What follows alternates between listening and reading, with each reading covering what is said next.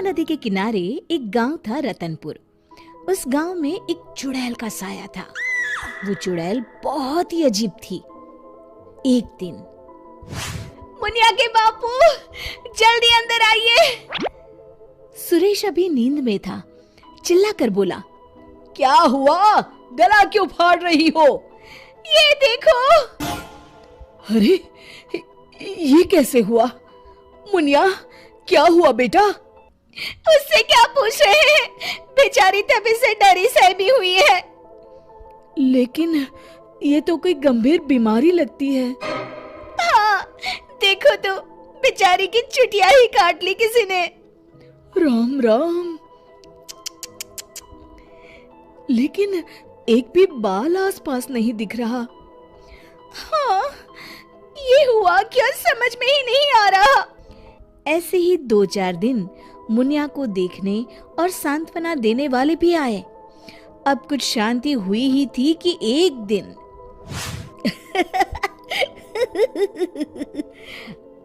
क्या हुआ रामू? तू हंस क्यों रहा है? अरे गागा, वो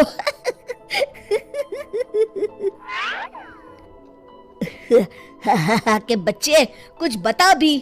रूपा काकी की चुटिया कट गई है। हाँ, और मुन्नी भी।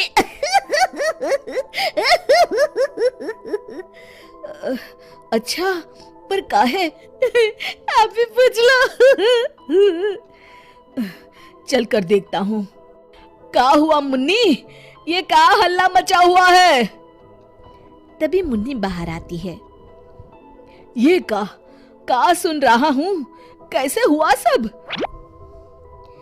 अरे का बताएं चच्चा, रात में रोज की तरह खा पी के सोए और सुबह देखे तो अरे राम राम।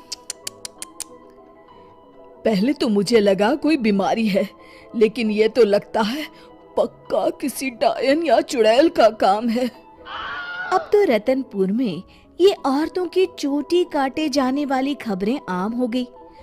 अगले ही दिन, सरिता, आज बहुत गर्मी है, मेरा बिस्तर बाहर लगा देना। जी ठीक है। सरिता ने रमेश का बिस्तर बाहर और अपना और चुनिया का आंगन में लगा लिया। रात में रमेश को प्यास लगती है। बड़ी प्यास लगी है, लगता है सरिता ने पानी नहीं रखा। कोई नहीं, खुद ही ले लेता हूँ। अंदर जाने पर वो देखता है कि सरिता के बिस्तर के सिरहाने चुड़ैल खड़ी है। वो एक हाथ से सरिता की चोटी पकड़े हुए है और चाकू से उसकी चोटी काट रही है। वो जोर से चिल्लाया, चुड़ैल, बचाओ, बचाओ, चुड़ैल। सरिता और चुनिया उठ गए। गांव वाले भी फौरन आ गए। देखते हैं, चुड़ैल हाथ में सरिता की चोटी लिए खड़ी है। भीड़ देखकर वो हंसते हुए बोली,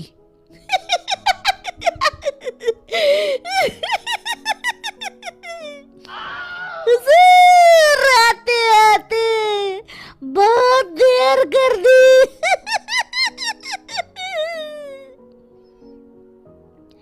सरिता तो डर के मारे बेहोश हो गई, पर बाल तो जा ही चुके थे।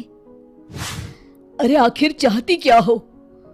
पर चुड़ैल उनकी बात अनसुनी करके सरिता की चोटी घुमाते हुए सबकी आंखों के सामने गायब हो गई। चोटी वाली चुड़ैल की खबर जंगल की आग की तरह पूरे गांव में फैल गई और गांव में बातें चलने लगी। मुनवा, सुना है कल तेरी भाभी की भी चोटी चुड़ैल ले गई। हाँ, उन्हीं के घर मिलने जा रहा हूँ। वैसे तो ठीक ही रहा, कम से कम अब सर पर पल्लू तो टिकेगा।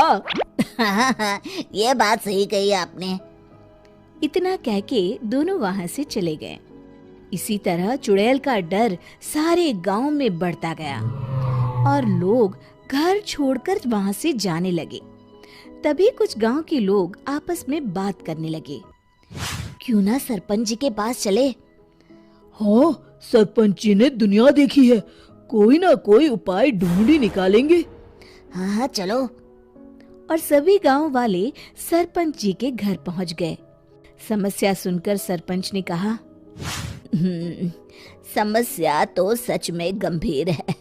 मेरी अम्मा की भी है, आपके यहाँ भी? हाँ, अब क्या करें, चुड़ैल पर किसी का वश है क्या?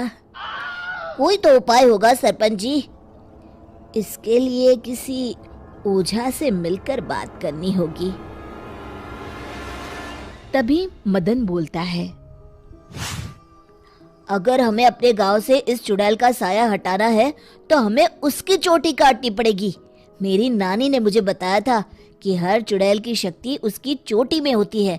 अगर हम किसी तरह उसकी चोटी काटने में सफल हो गए तो उससे अपना गांव छुटकारा पा जाएगा। बताओ, कौन जाएगा चुड़ैल के पास? मैं उसे बताऊंगा कि क्या करना है। अरे मदन भैया, हम मुखिया जी के पास आए हैं मदद मांगने, वही जाएंगे। अरे ऐसे कैसे? मैं गया तो गांव कौन संभालेगा? इस रामू को भेज देते हैं। अरे ओ मुखिया, पगला गया है क्या? भरी जवानी में मौत के मुंह में चला जाऊं? तुम सब छोड़ो, मैं चला जाऊंगा। देखो, वो चुड़ैल अपना काम तभी करती है जब कोई सो रहा हो। आज तक कोई जगा हुआ इंसान उसका शिकार नहीं हुआ है ना? हाँ, सो तो है। तो आज रात सभी को जागते रहना है। सिर्फ मैं सोने का नाटक करूंगा। हाँ हाँ ठीक है। फिर मदन नकली चोटी लगाकर और साड़ी पहनकर पंचायत के चबूतरे पर ही सो गया। रात के 12 बजे चुड़ैल वहां आई। आज पूरे गांव में घुमाई, कोई सोया ही नहीं। तभी उसकी नजर चौक पर सोए मदन पर पड़ी। ये औरत यहाँ क्यों सोई है?